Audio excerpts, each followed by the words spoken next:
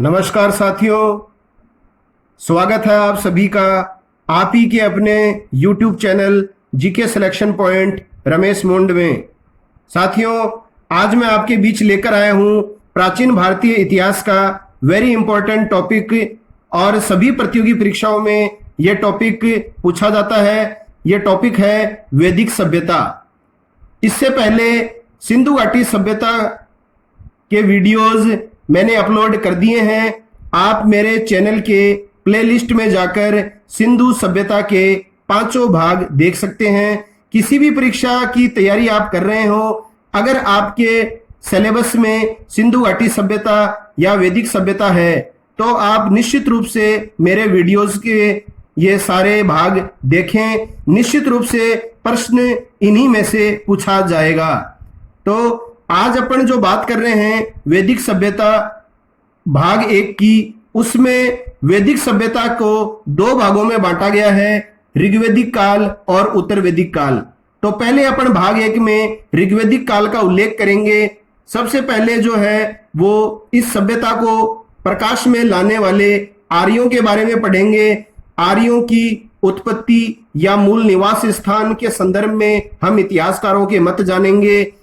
इसके बाद ऋग्वैदिक काल की राजनीतिक व्यवस्था के बारे में विस्तार से पढ़ेंगे और आखिर में पढ़ेंगे ऋग्वैदिक कालीन सामाजिक व्यवस्था के बारे में। अगर जानकारियां आपको अच्छी लगे तो चैनल को अधिक से अधिक लाइक करें, शेयर करें और अधिक से अधिक सब्सक्राइब करें। तो शुरू करते हैं।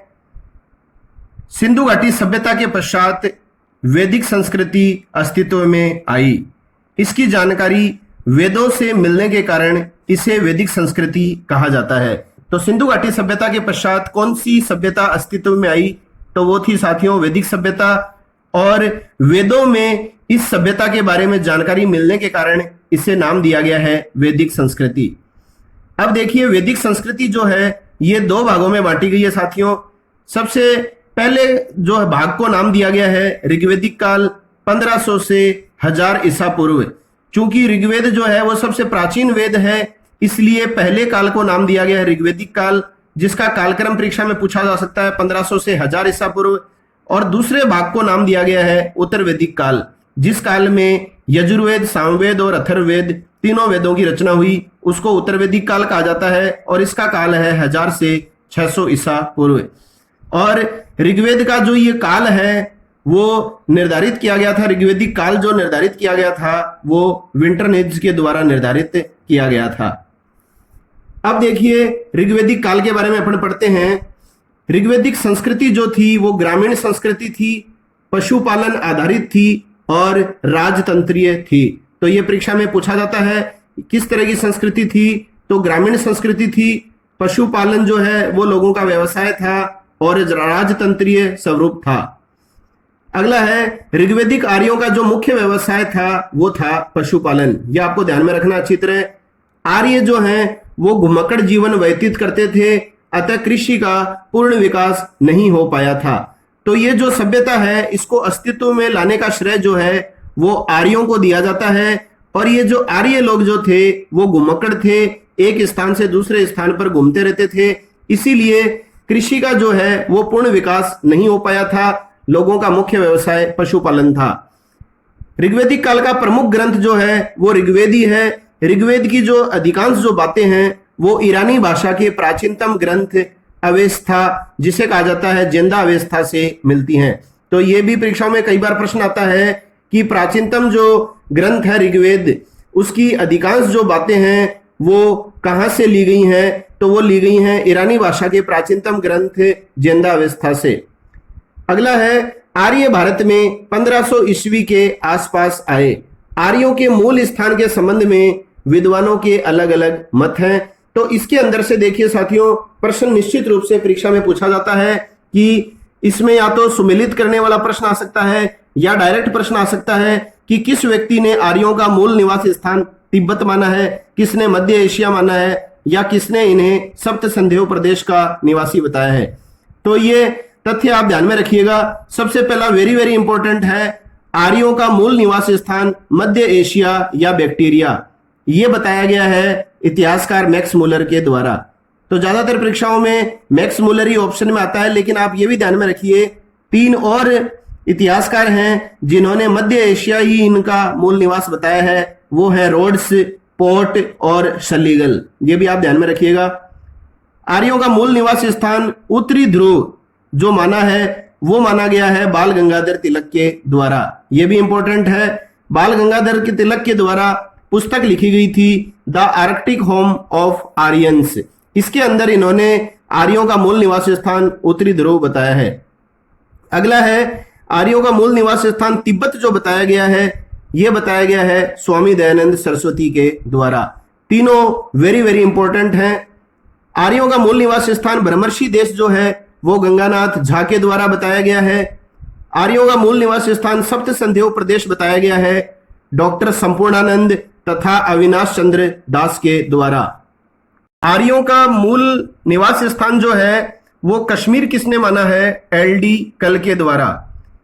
मध्य प्रदेश इनका मूल निवास स्थान माना है राजबली पांडे ने। देविका प्रदेश जो कहा जाता था मुल्तान को, ये इनके किनके द्वारा माना गया है? डीएस त्रिदेव के द्वारा। ये देखिए साथियों, थोड़ा सा मैंने निशान के द्वारा बताया है, ये डीएस त्रिदेव के द्वारा बताया गया है। आर्यों का मूल निवास स्थान जर्मनी जो है वो बताया गया है पेनका और हर्ट के द्वारा। दक्षिणी रूस जो है आर्यों का मूल निवास स्थान बताया गया है नेहरिंग के द्वारा, गार्डन चाइल्ड के द्वारा, पिका के द्वारा, राधा कुमुद मुखर्जी के द्वारा और जेएस नेगी के द्वारा। इसमें विशेष रूप से जो है आपको गार्डन चाइल्ड और नेहरिंग याद होना चाहिए। आर्यों का निवास स्थान हंगरी या डेन्यूब नदी घाटी जो बताया गया है ये गाइल्स के द्वारा बताया गया है। और एनसीईआरटी के अनुसार जो है आर्यों का मूल निवास स्थान जो बताया गया है वो बताया गया है आल्प्स पर्वत के पूर्व में या यूरेशिया के पास। तो इसमें जो है मुख्य रूप से आपको मैक्स मुलर, दयानंद सरस्वती, बाल गंगाधर तिलक और एनसीईआरटी के द्वारा जो बताया गया है यह विशेष रूप से ध्यान में रखना है। कई बार जो है जर्मनी भी पूछ लिया जाता है कि जर्मनी जो है वो किसके द्वारा बताया गया है? पेनका और हर्ट के द्वारा। अब देखिए ऋग्वैदिक युग में आर्यों का उत्तर पश्चिमी भारत तथा पंजाब के क्षेत्र में निवास था। वैदिक साहित्य में इसे कहा गया है सप्त संध्यो देश। अब देखिए थोड़ी सी नदियों के बारे में अपन बात करेंगे। ऋग्वैदिक कालीन नदियों के बारे में प्रश्न कई बार परीक्षाओं में पूछा जाता है। देखिए साथियों, ऋग्वेद में सर्वाधिक जो वर्णन मिलता है जिस नदी का, तो वो नदी जो है वो कौन सी थी? सबसे ज्यादा पवित्र नदी कौन सी है? तो इसके संदर्भ में जो है काफी कंफ्यूजिंग प्रश्न पूछे जाते हैं। आप अच्छी तरह देखते चलिए। ऋग्वेद में वर्णित अधिकांश जो नदियां हैं वो गंगा यमुना के पश्चिमी क्षेत्र में बहती थी।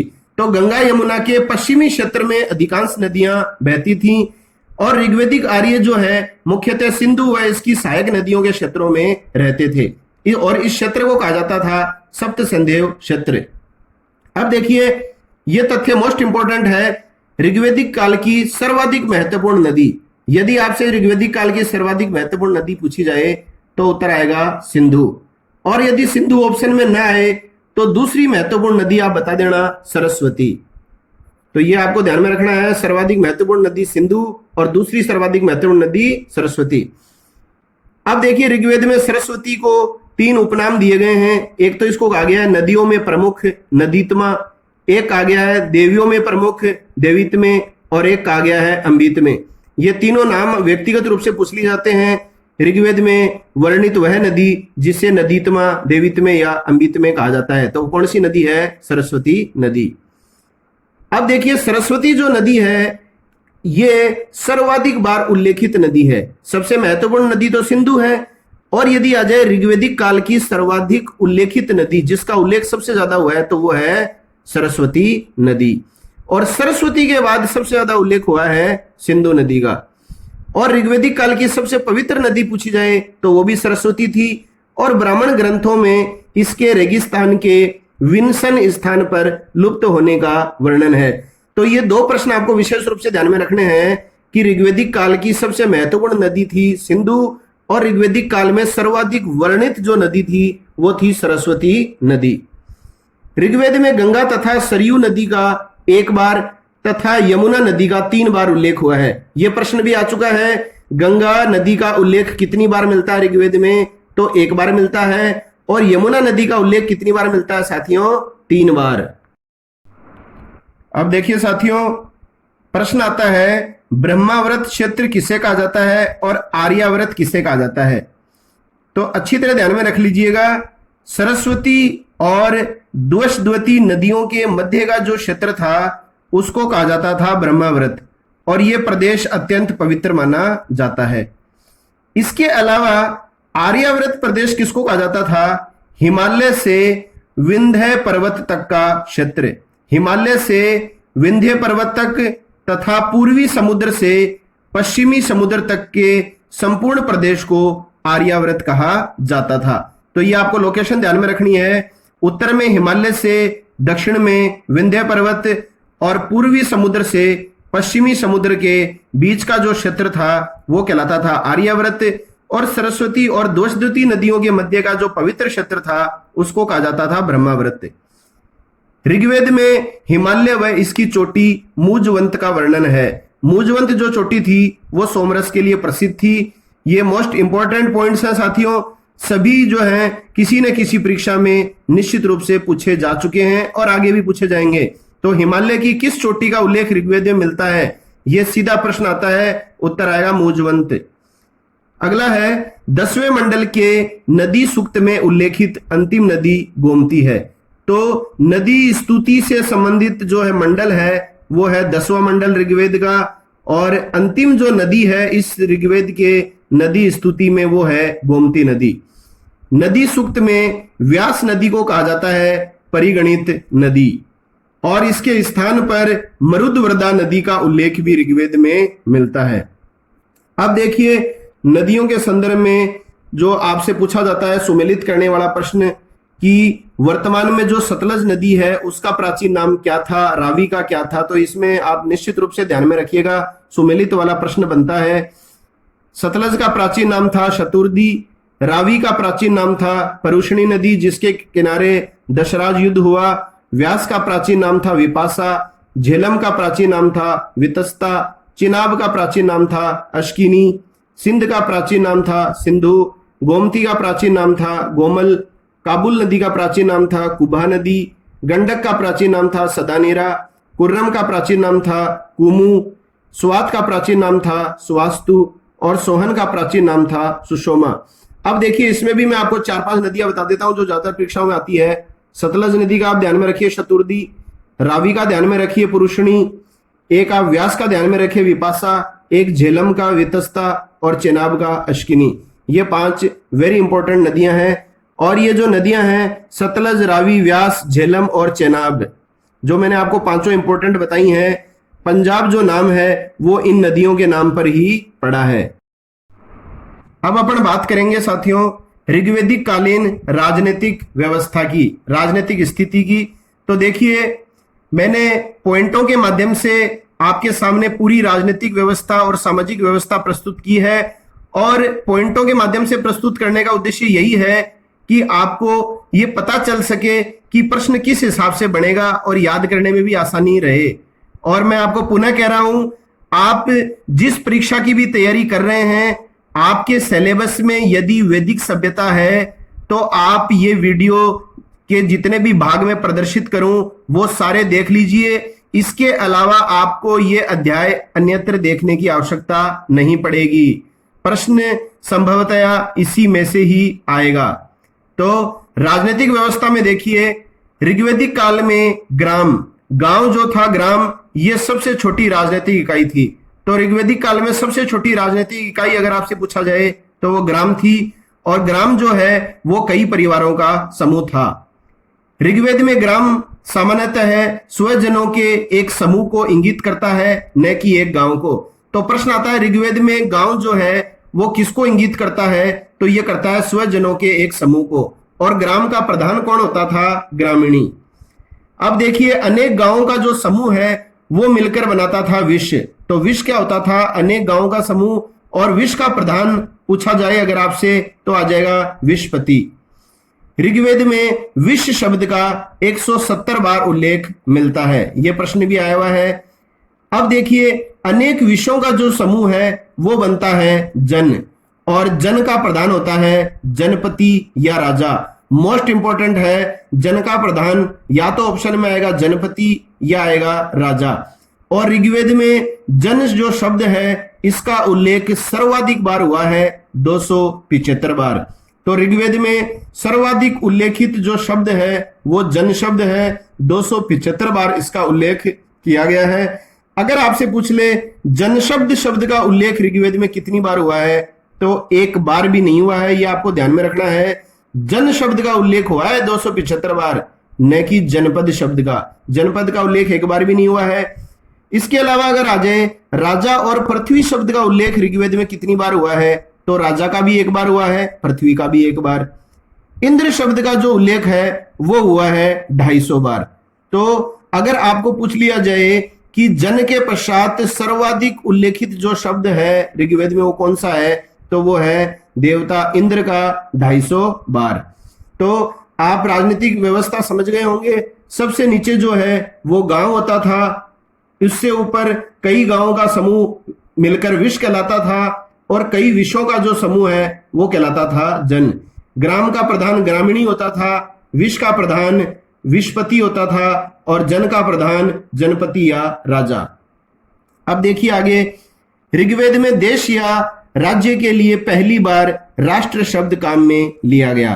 तो यह भी इंपॉर्टेंट है, पहली बार देश या राज्य के लिए राष्ट्र शब्द काम में लिया गया था ऋग्वेद में।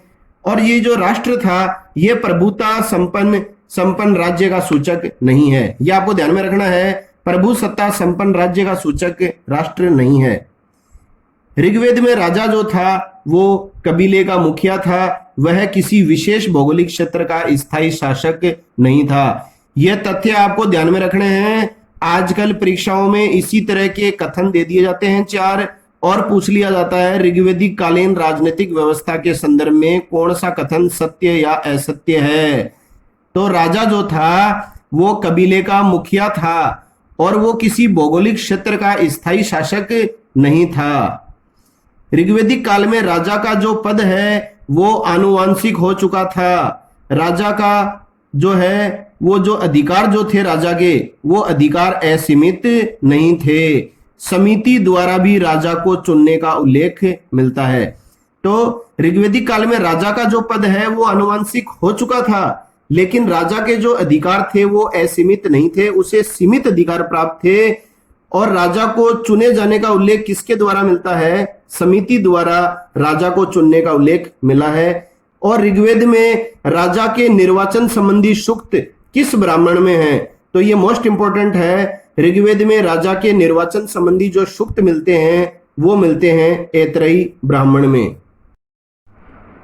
अब देखिए, ऋग्वेद में जो राजा जो था उसको कहा जाता था गोपाजनस्य। ये शब्दावलियां आपको ध्यान में रखनी है। ऋग्वेद में राजा को कहा गया है गोपाजनस्य और एक कहा गया है पूरा भेता। तो गोपाजनस्य का मतलब अगर आपसे पूछा जाए तो उत्तर आएगा कबीले का संरक्षक। तो कबीले का संरक्षक होता था राजा, इसलिए उसको गोपाजनस्य कहा गया है।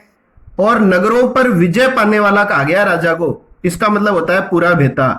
और राजा के लिए गोप शब्द का प्रयोग भी मिलता है। तो ये कौन कौन से शब्द राजा के लिए मिले हैं ये आपको अनिवार्य ध्यान में रखने हैं।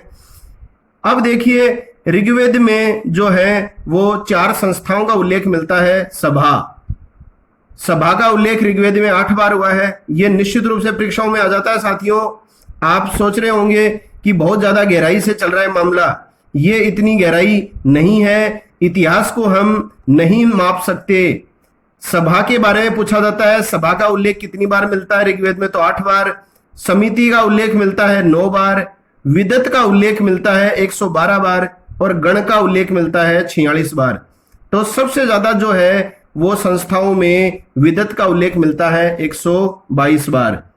तो ये जो संस्थाएं थी ये ऋग्वेदिक कालीन कबीलाई संगठन तथा सभाएं थी। और ये संगठन राजा की शक्तियों पर नियंत्रण रखने के साथ साथ राजा को परामर्श भी देते थे। तो आपको पता चल चुका है ऋग्वेदिक काल में राजा का पद आनुवंशिक जरूर हो गया था, लेकिन राजा के अधिकार जो थे वो सीमित थे। राजा पर ये जो संस्थाएं थी वो नियंत्रण रखती थी और राजा को आवश्यक परामर्श भी दिया जाता था। अब सभा क्या थी? यह वृद्ध तथा अभिजातीय लोगों की संस्था थी। समिति यह सामान्य जनता की प्रतिनिधि सभा थी। यह राजा पर नियंत्रण रखती थी और समिति का सभापति जो है, ये परीक्षाओं में पूछा जा चुका है, इसको कहा जाता था ईशान। और राजा को नियुक्त तथा पदच्युत करने का अधिकार भी समिति को प्राप्त था। अब एक प्रश्न आता है, विदत के संदर्भ में आर्यों की सबसे प्राचीन संस्था कौन सी थी? तो प्राचीन संस्था साथियों आप बताओगे विदत, जिसका सबसे ज्यादा 122 बार उल्लेख मिलता है ऋग्वेद में।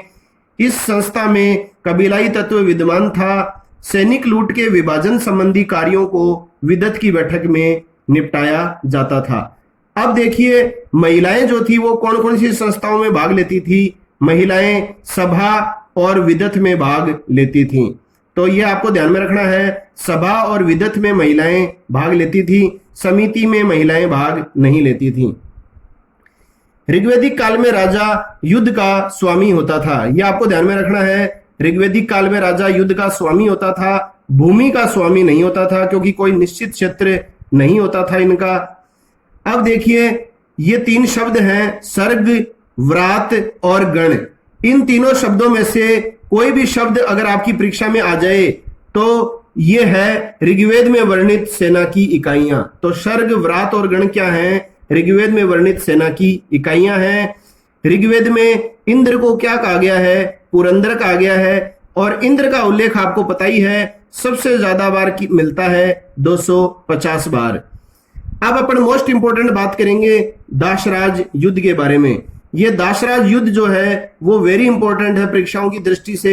आई बार परीक्षाओं में इसके संदर्भ में प्रश्न पूछा जाता है। पहला प्रश्न ये बनता है कि दासराज युद्ध का उल्लेख ऋग्वेद के किस मंडल में मिलता है? तो साथियों ऋग्वेद में कुल 10 मंडल हैं। 7वें मंडल में दासराज युद्ध का उल्लेख मिलता है। दूसरा प्रश्न आता है किस नदी के किनारे दासराज युद्ध हुआ? तो रावी नदी, जिसका प्राचीन नाम था परुष्णी नदी, इसके किनारे हुआ था यह युद्ध। और इस युद्ध में जो है भरत वंश के राजा सुदास तथा अन्य 10 राजाओं के समूह, इन दोनों के बीच में यह युद्ध हुआ था। एक तरफ भरत वंश के राजा सुदास थे तथा दूसरी तरफ जो है वो 10 राजाओं का समूह था। अब देखिए दासराज युद्ध का कारण क्या था? तो कारण भी परीक्षाओं में पूछा जाता है। तो साथियों क्या था? भरत वंश के राजा थे सुदास, जो आपको पता ही है। तो भरत वंश के जो राजा सुदास थे उनके पुरोहित थे विश्वामित्र। और राजा सुदास ने क्या किया? विश्वामित्र को अपने पुरोहित पद से हटा दिया और गुरु वशिष्ठ को अपना पुरोहित बना दिया। इससे विश्वामित्र नाराज हुए और उन्होंने 10 राजाओं का संघ बना लिया और सुदास के साथ युद्ध लड़ा। तो ये आप समझ गए होंगे किन किन के मध्य ये युद्ध हुआ। तो एक तरफ भरत वंश के राजा सुदास थे और दूसरी तरफ वो 10 राजा थे जिनका संघ जो है वो विश्वामित्र ने बनाया था। और क्यों बनाया इन्होंने संघ? क्योंकि सुदास ने विश्वामित्र को हटाकर वशिष्ठ को अपना पुरोहित बना लिया था। अब ये कबीला है सृंजय कबीला, इसने जो है इस युद्ध में भरत वंश के राजा सुदास का पक्ष लिया था। अब देखिए 10 राजाओं का जो संघ बनाया था विश्वामित्र ने, उसमें 5 तो आर्य शासक थे और 5 थे आर्येतर। इनका जो नेतृत्व कर रहा था 10 राजाओं का, वो पुरु जन का राजा कर रहा था। तो ये आपको ध्यान में रखना है, 10 राजाओं के संघ का नेतृत्व कौन कर रहा था? पुरु। और दूसरी तरफ भरत वंश का कौन कर रहा था? तो वो कर रहा था सुदास। अब देखिए 5 आर्य कबीले कौन कौन से थे? वो थे पुरु, जो नेतृत्व करता था, यदु, तुवर्ष, अनु, द्रह्यु। ये 5 आर्य कबीले थे, याद होने चाहिए आपको, पुरु, यदु, तुवर्ष, अनु, द्रह्यु। और 5 थे आर्येतर कबीले या जन, जिनका नाम था शिव, अलीना, भलना, जिसको भलानस कहा जाता है, पक्ता, जिसको पत्यून भी कहा जाता है, या विषाणिन। तो 5 आर्येतर कौन से हो गए? शिव, अलीना, भलना, पक्ता, विषाणिन। यह आप याद करिए अच्छी तरह, परीक्षाओं में प्रश्न आ जाता है 10 राजाओं के संघ में निम्नलिखित में से कौन सा आर्येतर कबीले या जन से संबंधित था। अब देखिए साथियों, भरत व त्रित्सु, दोनों जन एक ही थे। भरत लोगों के राजवंश का जो नाम था वो था त्रित्सु। तो ये भी परीक्षाओं में मोस्ट रूप से पूछा जाता है कई बार कि त्रित्सु का संबंध किससे है, तो इसका संबंध भरत जन से ही है। त्रित्सु और भरत दोनों जन एक ही थे। अब देखिए, दशराज युद्ध के बाद सुदास ने भेद नामक एक अनार्य राजा को भी हराया। तो इस दशराज युद्ध का परिणाम क्या हुआ साथियों? इसमें भरत वंश के राजा सुदास की विजय हुई। और दशराज युद्ध में विजय के बाद में जो है सुदास ने भेद नामक एक अनार्य राजा को भी हराया। अब ये सुदास जो था ये कौन था? ये दिवोदास का पुत्र या पुत्र। अब ये चीज क्लियर नहीं हो पाई है कि जो दिवोदास जो थे वो सुदास के पिता थे या दादा थे। दिवोदास ने संबर नामक दास या अनार्य राजा को हराया था। अब आगे चलकर क्या हुआ? भरत और ये पुरु तो जो था आर्य कबीला था, और भरत जन, ये दोनों जन जो हैं इनके बीच में कालांतर में मित्रता हो गई, और भरत और पुरु दोनों ने मिलकर एक नया जन बनाया जिसको कहा जाता है कुरु। तो कुरु जन जो है वो कौन से दो जनों का जो समन्वय है? तो उत्तर आ जाएगा भरत और पुरु। अब देखिए, ऋग्वेदिक कालीन अनार्य राजा कौन कौन से थे? भेद, संबर, धुनी, पितृ, चुमुरी। इसके अलावा ऋग्वेदिक कालीन अनार्य जातियां जो थी वो थी अज, यज्ञु, शिग्रु, किकीट, पिशाच, शिम्यो। ये भी आप ध्यान में रखिए। ये तो 5 थे अनार्य दास राजा, और ये थी अनार्य जातियां। अब देखिए, ऋग्वेदिक काल में राजा की सहायता के लिए कौन कौन से पदाधिकारी प्रमुख रूप से होते थे? तो राजा की सहायता के लिए सबसे प्रमुख पदाधिकारी होता था सेनानी, जिसको सेनापति कहा जाता है, पुरोहित और ग्रामीणी। ये तीनों सहायता के लिए होते थे पदाधिकारी। और प्रश्न आता है ऋग्वेदिक काल में सबसे प्रमुख पदाधिकारी कौन होता था? ये मोस्ट इंपोर्टेंट प्रश्न है। तो आप बताएंगे पुरोहित। ये सबसे प्रमुख पदाधिकारी होता था पुरोहित, और पुरोहित का जो पद है ये वंशानुगत होता था राजा की तरह। अब देखिए, राजा सहित कुल 12 रत्नीन या रत्नी होते थे, और ये रत्नी जो होते थे ये राजा के प्रमुख होते थे, और ये राज्याभिषेक के समय उपस्थित होते थे। राजा सहित 12 रत्नीन निम्न प्रकार हैं। तो राजा को मिलाकर जो है वो 12 रत्नीन कौन कौन से थे? ये मोस्ट इंपोर्टेंट है, परीक्षाओं में निश्चित पूछा जाता है। तो देखिए कौन कौन थे? राजा, सेनानी, पुरोहित, ये सबसे प्रमुख पदाधिकारी था। युवराज जो है वो राजा का पुत्र होता था। महिषी जो राजा की रानी या पटरानी होती थी। सूत, ये रथ सेना का नायक होता था। ग्रामीणी, ये ग्राम का स्वामी होता था। अक्षता, ये प्रतिहारी होता था, रक्षक। संग्रहिता, ये कोषाध्यक्ष होता था। भागदूत, ये होता था वित्त मंत्री या अर्थ मंत्री। अक्षवाप, ये होता था पासे के खेल में राजा का प्रमुख सहयोगी। और एक होता था पालागल, ये होता था राजा का मित्र। तो ये 12 जो रत्नी हैं, और ये कौन कौन होते थे ये आपको विशेष रूप से ध्यान में रखना है। इनका नाम आपको ध्यान में रखना है। जैसे प्रश्न आ जाए, ऋग्वेदिक काल में संग्रहिता जो रत्नी था उसका क्या कार्य था? तो ये था कोष का अध्यक्ष, कोषाध्यक्ष। तो इस तरह से ये 12 आपको याद होने चाहिए। अगला है प्रमुख शब्दावलियों की अपन बात करते हैं। तो इसमें ये जो शब्दावली मैंने आपको दी है 5-6 शब्दावली आपको निश्चित रूप से याद होनी चाहिए। एक आता है पूरब, ऋग्वेदिक शब्दावली है पूरब। इसका क्या तात्पर्य है? ये होता था किले का स्वामी, दुर्गपति होता था पूरब। स्पष्ट किसको कहा जाता था? जनता की गतिविधियों को देखने वाले गुप्तचर। जनता की जो गतिविधियों की देखरेख रखते थे वो गुप्तचर जो होते थे उनको कहा जाता था स्पष्ट। और गायों की चोरी रोकने के लिए राजा जो है वो गुप्तचर रखते थे। तो गाय थी उस समय प्रमुख संपत्ति। तो गायों की चोरी रोकने के लिए राजा क्या रखते थे? गुप्तचर रखते थे। इन गुप्तचरों को कहा जाता था स्पष्ट। अब देखिए, मोस्ट इंपोर्टेंट प्रश्न आता है, ऋग्वेदिक काल में परिवार का मुखिया कौन होता था? परिवार का मुखिया होता था कुलप। परिवार का जो मुखिया होता था उसको क्या कहा जाता था? कुलप कहलाता था वो। और गोचर भूमि का जो अधिकारी होता था उसको बोलते थे ब्राजपति। इसके अलावा ऋग्वेदिक कालीन जो न्यायाधीश होता था, न्यायाधीश को बोलते हैं प्रश्न विनाक। ये सारी शब्दावलियां परीक्षा में आ चुकी हैं साथियों। और ऋग्वेदिक कालीन दुर्ग गिराने का, किला गिराने का जो इंजन होता था उसको बोलते हैं चरिष्णु।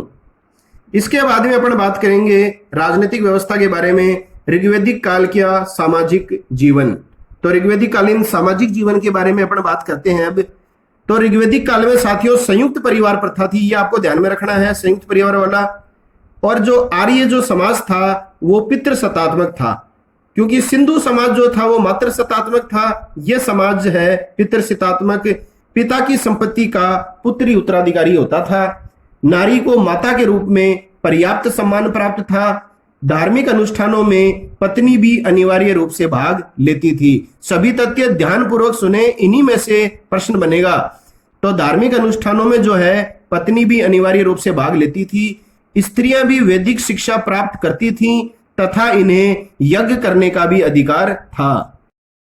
अब देखिए, ऋग्वेदिक काल में पुत्री को उपनयन संस्कार का अधिकार प्राप्त था।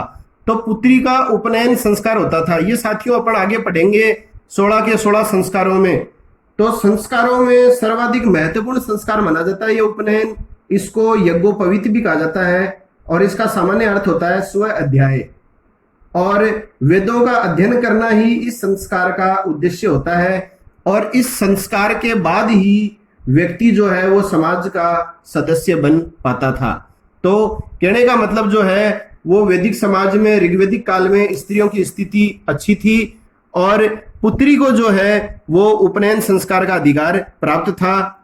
और ऋग्वेद काल के 8वां जो मंडल है ऋग्वेद का, उसमें ऋग्वेदिक कालीन विदुषी स्त्रियों, जिनको कहा जाता था ऋषि, का उल्लेख मिलता है। तो यह प्रश्न भी आता है ऋग्वेद के कौन से मंडल में विदुषियों या ऋषि का उल्लेख मिलता है। तो 8वें मंडल में मिलता है। 7वें मंडल में हमने क्या पढ़ा था, दशराज युद्ध का उल्लेख मिलता है।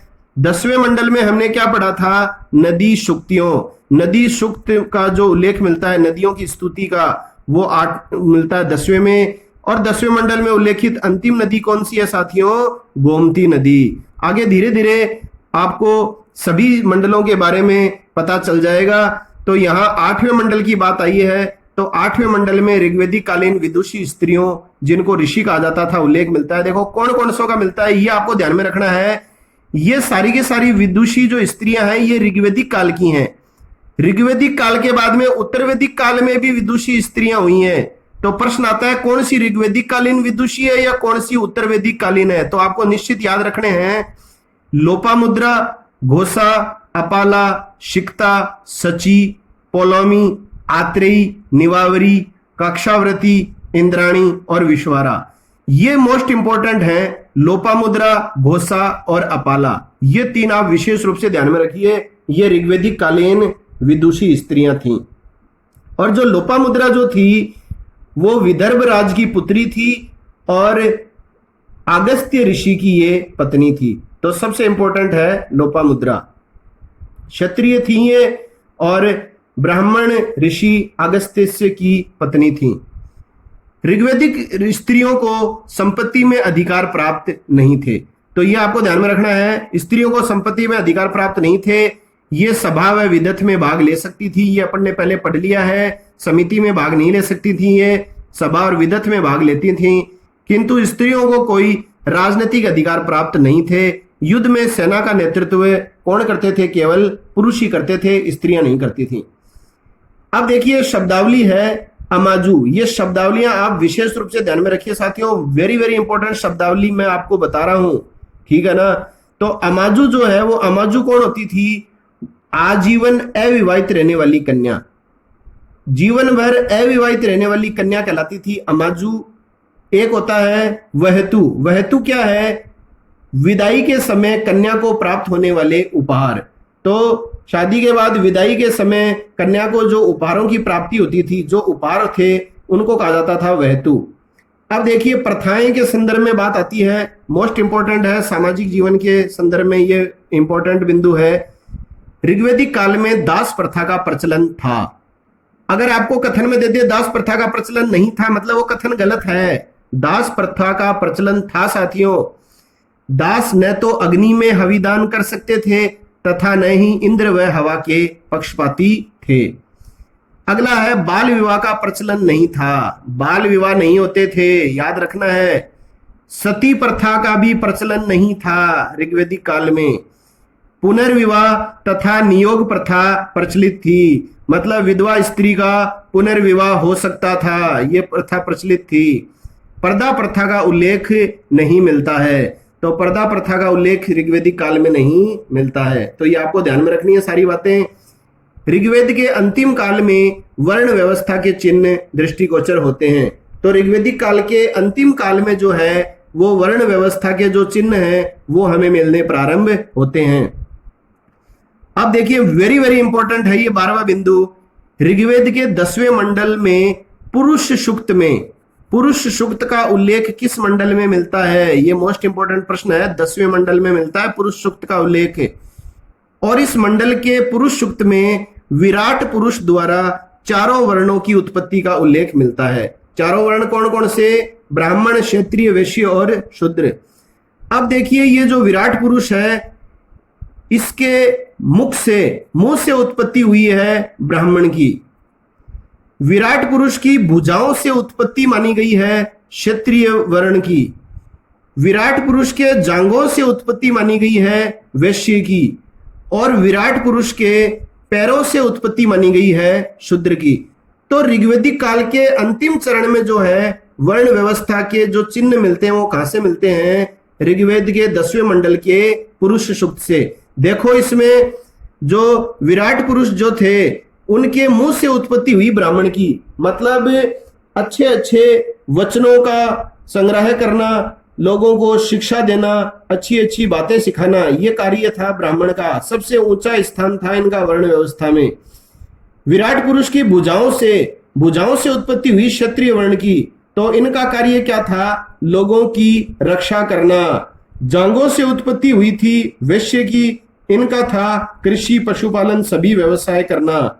और पैरों से उत्पत्ति हुई है शूद्र की, यह सबसे निम्न वर्ण था। ब्राह्मण, क्षत्रिय और वैश्य तीनों की सेवा करता था ये शूद्र।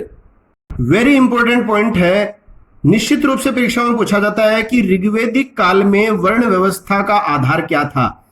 तो ऋग्वैदिक काल में वर्ण व्यवस्था जो थी साथियों वो जन्म आधारित न होकर कर्म आधारित थी। ये याद रखना आपको। उत्तर वैदिक काल में ये सिस्टम बदल गया था। ऋग्वैदिक काल में वर्ण व्यवस्था जन्म आधारित न होकर कर्म आधारित थी, और उत्तर वैदिक काल में क्या हुआ?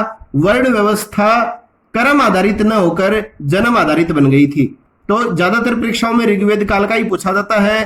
तो ऋग्वैदिक काल में वर्ण व्यवस्था का आधार क्या था? तो इसमें ऑप्शन में दे देगा जन्म या कर्म, तो आप बताएंगे कर्म। जैसे उदाहरण के रूप में ऋग्वेद में एक ऋषि कहता है मैं कवि हूं, मतलब ऋषि खुद को बताता है कवि, अपने पिता को बताता है वेद, और माता को बताता है अन्न पीसने वाली। तो जाहिर सी बात है तीनों के अलग अलग कर्म हैं, साधन भिन्न भिन्न है, और सभी का उद्देश्य क्या है? धन का अर्जन करना। तो ये ध्यान में रखना है आपको। ये कथन भी आ जाता है मैं कवि हूं, मेरे पिता वेद हैं, माता अन्न पीसने वाली हैं। ये जो वाक्य है ये कौन से वेद में उल्लेखित है? तो ये ऋग्वेद में उल्लेखित है, और ये परिभाषित करता है कि ऋग्वेद में वर्ण व्यवस्था का आधार क्या था? जन्म नहीं था, कर्म था।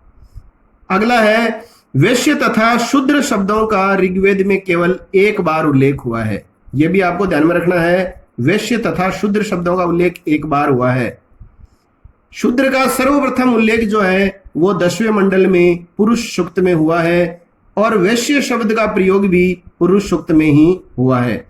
शेष जो ग्रंथ है ऋग्वेद उसमें विश्व शब्द का ही उल्लेख हुआ है। अनेक गांव मिलकर क्या बनाते थे?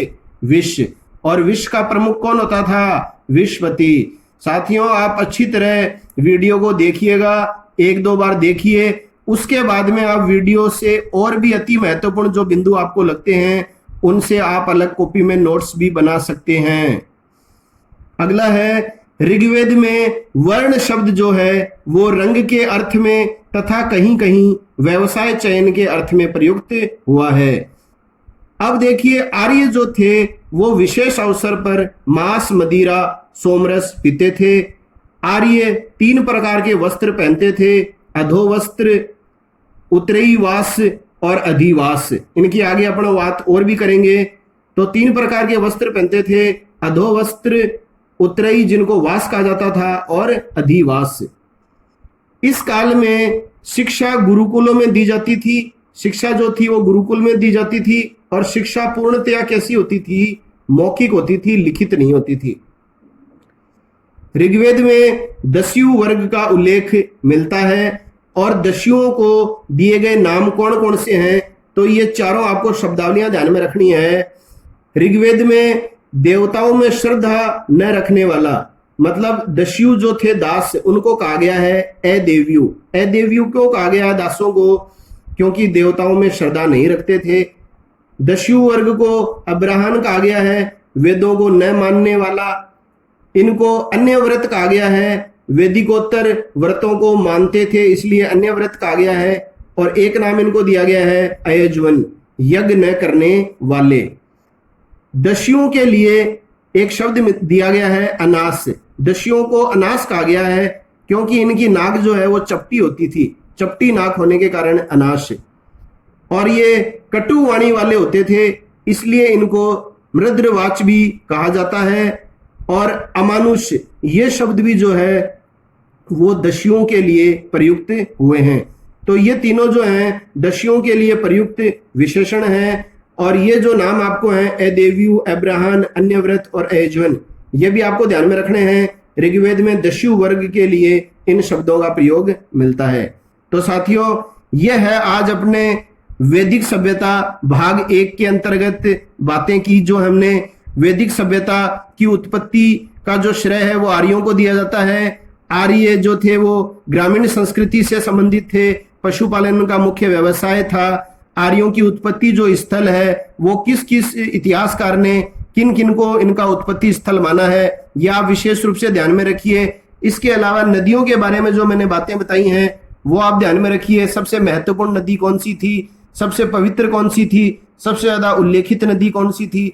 इसके अलावा जो है नदियों का वर्तमान नाम और प्राचीन नाम आपको ध्यान में रखना है। और ऋग्वैदिक काल की राजनीतिक व्यवस्था और सामाजिक व्यवस्था, इन दोनों का प्रत्येक बिंदु आप अच्छी तरह कंठस्थ कर लें, निश्चित रूप से सफलता आपको प्राप्त होगी। और अगर जानकारियां पसंद आई हैं तो मेरे channel GK selection point Ramesh मोंड को अधिक से अधिक लाइक करें, शेयर करें और सब्सक्राइब करें। तो मिलते हैं अगले वीडियो के साथ, तब तक के लिए जय हिंद, जय भारत।